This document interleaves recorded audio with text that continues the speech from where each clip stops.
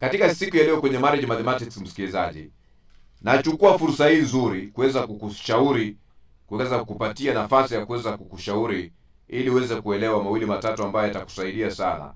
Usiweze kuwa mtu ambaye hujielewi unafanya nini, na unaweza kuwa ni mtu ambaye namna hiyo ya unakaa hujielewi unahitaji kufanya nini na kwa wakati upi. Basi mimi ninakupatia fursa nzuri ya kuweza kujielewa unahitaji kufanya nini na kwa wakati upi, ili usiweze kuchanganyikiwa siku nyingine.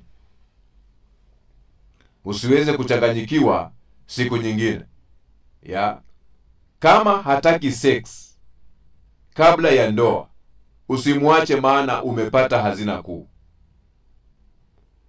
Iwapo utakutana na mtu leo unamchumbia, alafu akueleze kwamba hataki sex kabla ya ndoa, usimwache, maana umepata hazina kubwa sana. Mimi napenda sana kusaidia vijana. Marriage Mathematics hii ni yenu leo. Kama hataki sex kabla ya ndoa, usimwache, maana umepata hazina kubwa sana. Ukipata wa hivyo, usimwache, maana umepata hazina katikati ya dunia iliyoharibika. Nasema kwa sababu dunia imeharibika. Enda kwenye mitandao, angalia hata wale ambao wanaitwa content creators, wanakuja na maudhui ya kingonongono hivi ndio waweze kuvutia, yaani ndio iuze sana. Hii ambayo nakueleza leo hii, hata unaweza kosa hata isipate hata mtu wa kuweza kuilike, hata mtu mmoja, kwa sababu hii ndio pure meat ambayo mimi nakupatia, solid, chakula ambacho ni solid. Ukipata wa hivyo, msikilizaji, usimwache, maana umepata hazina katikati ya dunia iliyoharibika. Ukimpata wa hivyo, msikilize na muelewe, maana huyo anamheshimu Mungu zaidi, na kwa maana hiyo kukupenda na kuwa mwaminifu kwako haitakuwa shida. Haitakuwa shida. Wewe unapatana na mtu leo anapenda sana alafu kidogo unamuitisha tu na kupatia. Hata ukimuoa atakuwa anapeana tu, kwa sababu tabia ya damu chafu iko ndani yake na hapendi kubadilika. Haoni kama ni shida kubadilisha wanaume, haoni kama ni shida kubadilisha wanawake, kwa sababu ndio tabia yake. Kama hataki sex kabla ya ndoa, usimwache, maana umepata hazina kubwa sana. Na ukipata wa hivyo, msikilize na umuelewe, maana huyo anamheshimu Mungu zaidi, na kwa maana hiyo kukupenda na kuwa mwaminifu kwako haitakuwa shida. Kama nia yako ya kuanza naye mahusiano ni ili ufunge naye ndoa, usitake majaribu hiyo kabla ya ndoa. Wacha tutesti gari tujue kama gari inaguruma mlima. Wacha tujue vile gari inaguruma mlima. Tutajuaje kama gari ama injini, ama tutajuaje kama mota iliharibika? Tujaribu kwanza tuone. Kama nia yako ni ya kuanza naye mahusiano ili mfunge naye ndoa, usitake majaribio kabla ya ndoa. Mvumilie na subiri kwenye ndoa. Kama akikupa sex kabla ya ndoa, na kuhakikishia leo, basi fahamu kwamba anaweza kumpa na mtu mwingine tofauti na wewe kwenye mahusiano na hata kwenye ndoa, na haitamuuma. Haitamuuma, na hataona kwamba amefanya makosa. Nazungumza leo na wanawake ambao leo hii mmejaribu, unapata mwanamke hadi umefanya abortion na unajificha, unafanya abortion. Hiyo damu ambayo uliimwaga bado inakulilia tu. Napata wengine wameingia kwenye ndoa hawana hata amani kwa sababu ya abortion ambazo wamezifanya. Waliua. Najua watu wanasubiria kwanza waone kama mtu anapiga mtu panga. Amepiga mtu risasi, ameua, sasa bwana na walimuua. Ule ni muuaji. Kuna wengi ambao wameua viumbe vidogo ambao vilikuwa vifike chini ya ardhi. wakavinyonga, na kwa sababu walikuwa kwenye mahusiano ambao watu wenyewe wakupenda, wakajipata tu wamejemeana na mtu pasipo kujua. Sasa dawa ni kuua, kufuta evidence ya kwamba alifanya makosa, lakini Mungu si anakuona jamani.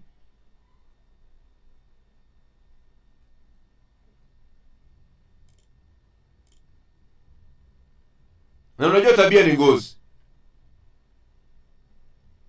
Leo mimi naguza wa vijana.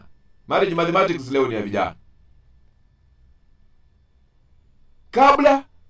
Kama atakupa sex kabla ya ndoa, basi fahamu kwamba anaweza kumpa mtu mwingine yeyote tofauti na wewe kwenye mahusiano na hata kwenye ndoa, na haitamuuma. Kwa hiyo usipande mbegu ambayo hutataka kuona matokeo yake. Usipande mbegu ambayo hutataka kuona matokeo yake.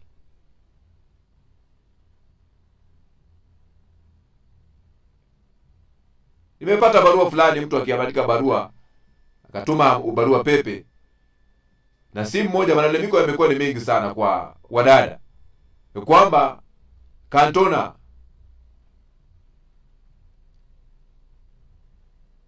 nimeanza mahusiano na mtu, ila mtu wangu anataka sex kabla ya ndoa, na hii imekuwa changamoto kweli sana.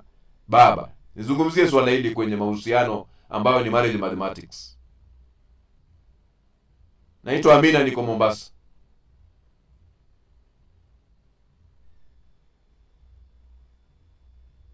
Na nafikiri nimekujibu. Ndugu yangu, usikubali uwe sababu ya kumrudisha mtu ama mwenzako nyuma. Kama unampenda hiyo miaka miwili ya mahusiano, utamvumilia na kuheshimu mipaka yake mpaka kwenye ndoa. Nazungumza na nyinyi wanaume, msema bwana nitajuaje? Na wanawake pia tena, msipende pesa, kwa sababu mwanaume anaona kama anakununua. Mmejuana na yeye kidogo, tuma fare kidogo, tuma credit, sina credit, nywele yangu, simu. Sasa anakununua basi. Najua wanawake watasema wanaume wanapenda sana. Hakuna vile mwanaume atakupatia kitu na asitake returns. Na wanawake mnaingia kwenye mtego wa kusema toa, lipa fare, tuma sijui nini, weka kwenye sijui nini, sina shopping sijui nini, ada ya shule, wengine wanalipia mpaka school fees. Hata kulipia, lakini pia anataka returns. Wanawake ambao mnataka kuingia kwenye ndoa vizuri, wacha kuitisha wanaume pesa na vijizawadi. Wacha labda tu akupeleke out namna hiyo, mkule nyama pale, hata unajipeleka na fare yako, unaambia usijali, unajibeba, unajipackage kindoa. Lakini tu mafare, fanya hivi, mara hivi sijui nywele yangu, mara sijui nini, simu, mara nini, anatoa pesa, unafikiria anakununua.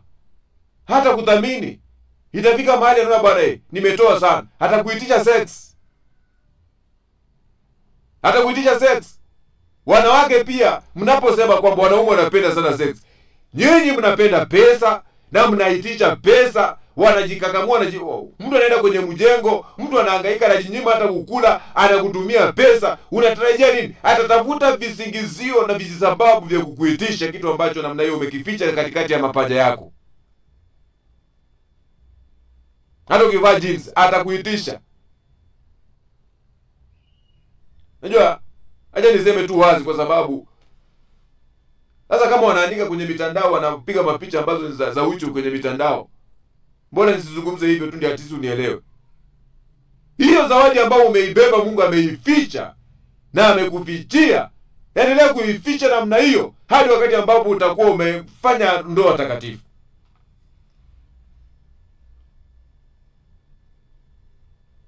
Hapo ndio utakuwa umeheshimisha. Kule Tanzania, mdada anapoolewa, akishaolewa,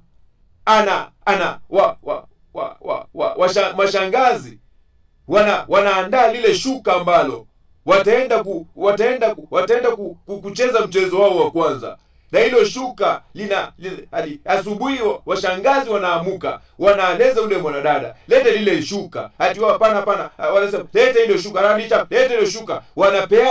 Wanapeana lile shuka likiwa hivyo hivyo, tamaduni za kule. Lile shuka likiangaliwa namna hii, wakalipata lina damu namna hii, ni kama kuna vile kuna kuku ilichinjwa pale. Lile shuka wanalibeba, wanaenda nyumbani, wanaenda tafuta zawadi, wanabeba, wanaandaa maandamano kwenda kwa kina msichana. Baba na mama wanapoona wale washangazi wamefika, na mazawadi na vitu vya tofauti, vitu ambavyo ni vya thamani, wanawashukuru, wasema mlimtunza mtoto huyu vizuri sana.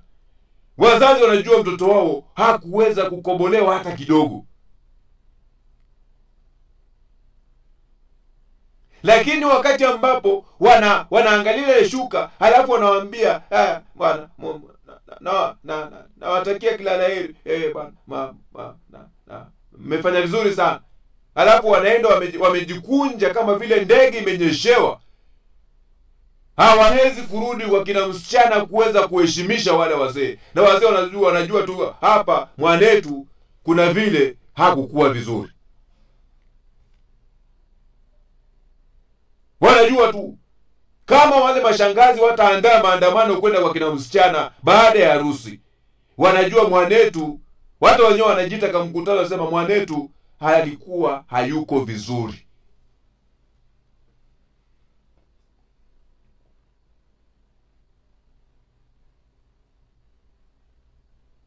Ewe binti ambao unasikiliza kupitia idhaa hii ya Kiswahili Radio Fortune Africa, ewe binti, jitahidi uwe binti wa tofauti katikati ya dunia hii ambayo imejaa uharibifu. Jitunze. Sema no to sex until marriage. Ndio maana wengi wamezaa watoto wameweka manyumbani mwao. Wanapelekea mama yao aweze kuwachungia watoto. Mama alikuchunga, amechoka, tena akuchungia mtoto. Akitembea sema my younger brother. Umetuni mtoto mpaka anazungumza huyu ni dada yangu mkubwa, na wewe ni mama yake.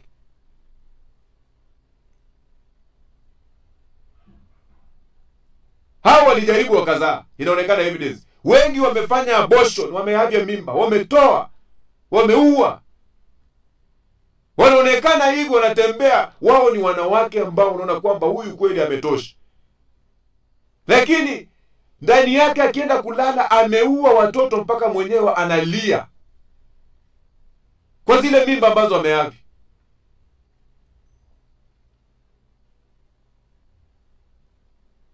Nilikuwa nasoma juzi makala fulani ati sasa wanawake wanarudi kuvaa kamisi sasa ndio wanaume waanze kuona ni wife material. Sasa wameamua sasa, wamerudi sasa, wanataka kurudi kwa kamisi. Wanaona ukivaa kamisi wanaume wanasema asubiri ametosha mboga wife material. Lakini mtu amechukua tu, ukitaka kujua mtu ni mzee, mwanamke ni mzee, wewe chukua tu mafuta paka kwa kisigino. Hapo ndio utajua, alafu upanguze tu kidogo, utajua miaka ya mtu. Wanashughulika sana na makeup ya uso. Angalia mguu yake kwa kisigino, haidanganyi. Utapata miaka ya mtu hapo kwa kisigino. Utapata miaka ya mtu. Wewe wacha wapambane na nywele na nini na uso. Wewe angalia tu kisigino. Angalia kisigino ya mwanamke, utajua miaka yake.